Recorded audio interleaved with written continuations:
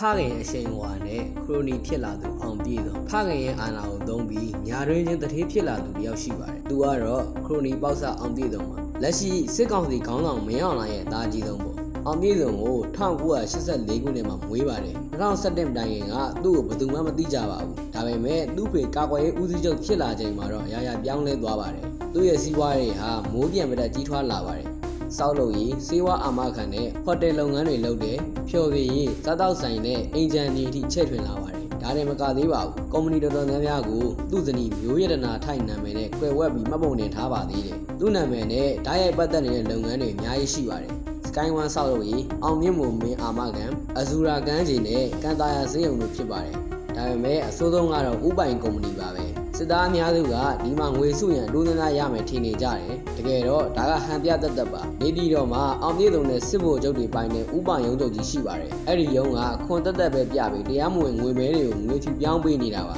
ရလာတဲ့ငွေတွေအားလုံးကလည်းသူတို့အိတ်ကက်ထဲပဲရောက်သွားတာဖြစ်ပါတယ်စစ်တပ်နဲ့ပတ်သက်တဲ့စောက်လုပ်ရေးတင်တာမှန်များကို Sky One ကုမ္ပဏီကပဲအမြဲရပါတယ်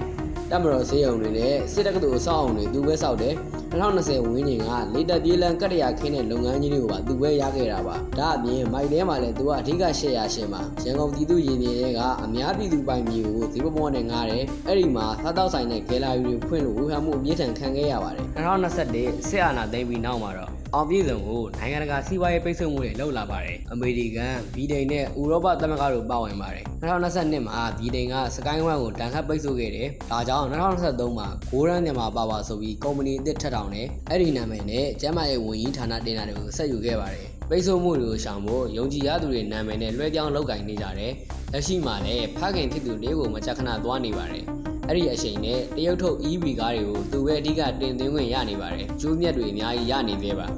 ခြုံငုံကြည့်ရရင်အောင်ပြည့်စုံဟာဖခင်ရာထူးကိုသုံးပြီးစီးပွားရေးရှာခဲ့တာပါတိုင်းပြည်နဲ့စစ်သားတွေအတွက်ဘာမှမလုပ်ပေးခဲ့ပါဘူးသူ့မိသားစုနဲ့စစ်ဗိုလ်ချုပ်တွေအတွက်ပဲအခွင့်အရေးကလက်ဝါးကြီးအုပ်ခဲ့ပါတယ်